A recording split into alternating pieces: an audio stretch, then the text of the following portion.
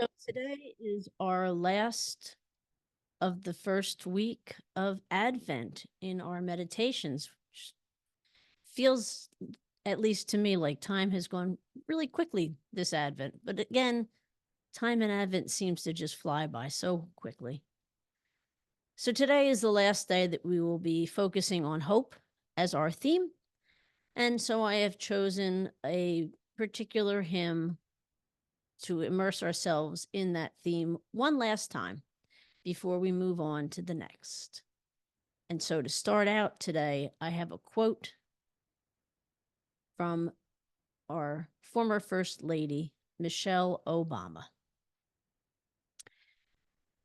You may not always have a comfortable life, and you will not always be able to solve all the world's problems at once. But don't ever underestimate the importance that you can have, because history has shown us that courage can be contagious and hope can take on a life of its own. So, as I said, this theme of hope, we are now going to not set aside, not forget about, but just include a new theme starting tomorrow. But to end this week, I'd like us to spend some time with a hymn that is probably the most foundational in terms of hope. And so, having told you that, I'm sure that many of you will not be surprised to hear that this hymn starts out with the words, "All my hope on God is founded." So, as has become our tradition, let's take a few moments and settle into the place where we are. Set aside the thoughts, the concerns, the to do list, all of those things that kick around in our heads. Take a few moments to take some deep breaths and breathe in the presence of the Holy Spirit.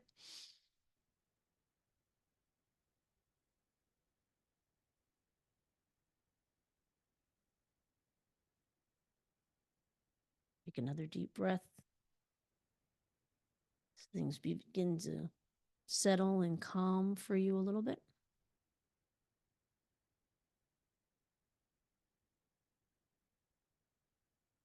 Relax those tense areas of our bodies.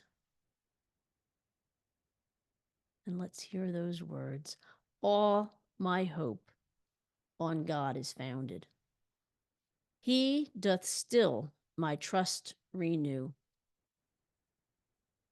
Me through change and chance he guideth. Only good, only true. God unknown, he alone calls my heart to be his own. Mortal pride and earthly glory, sword and crown betray our trust. Though with care and toil we build them, tower and temple fall to dust. But God's power, hour by hour, is my temple and my tower. God's great goodness ever endure, deep his wisdom, passing thought, splendor, light, and life attend him. Beauty springeth out of naught. Evermore, from his store, newborn worlds rise and adore. Daily doth the Almighty Giver bounteous gifts on us bestow. His desire our soul delighteth. Pleasure leads us where we go. Love doth stand at his hand, joy doth wait on his command. Still, from earth to God eternal, sacrifice of praise be done. High above all praises, praising for the gift of Christ, his Son. Christ doth call one and all. Thee who follow shall not fall. This particular hymn comes from the pen of a poet, Joachim Neander, who was an active layperson in the Reformed Church in Germany in the mid to late 17th century. He was brought from Dusseldorf for a position that would have him preaching on Sundays and assisting the minister of the parish. But he had personal issues around the openness of the Protestant domination, especially regarding taking communion with, in his own words, the quote, unconverted. He began to have prayer meetings in his own home and pulled away from attending the prayer meetings that were held at the church. Now, when his minister approached him about this neglect of his duties, he agreed to recommit, but then soon decided to leave altogether. At this time, he had begun to realize that he found God in nature, and he wanted to reflect his realization in his poetry and in his hymn writing.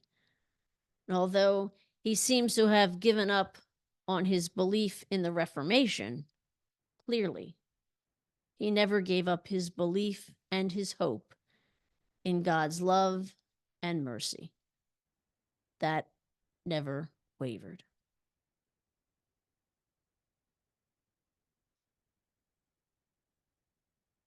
The solidness of the foundation based in God's love and built on hope can be seen directly in correlation with our Psalms, in particular, Psalm 62.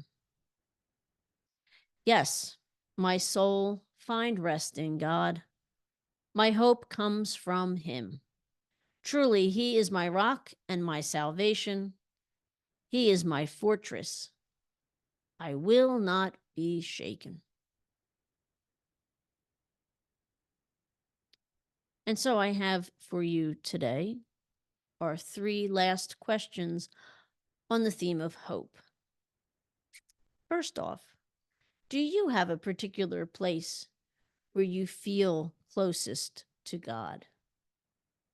That may or may not be in your church. It may or may not be indoors.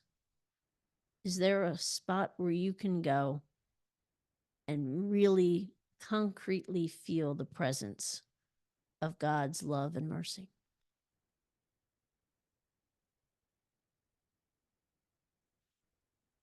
And a little bit of a different question. Have you ever felt betrayed by another person?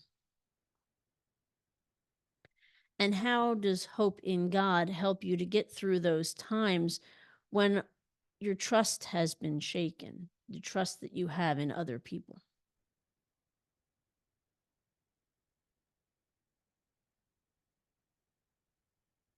And finally, at this time of year, we are full of traditions in our families and in our communities. And yet, change is always a part of our life.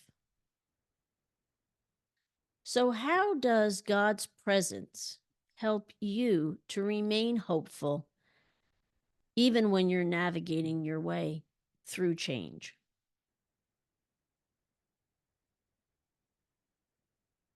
So, thank you for being with me for today and for the week that is past. And hopefully, I will see you tomorrow when we will move on to our next theme. And until then, please take care and God bless.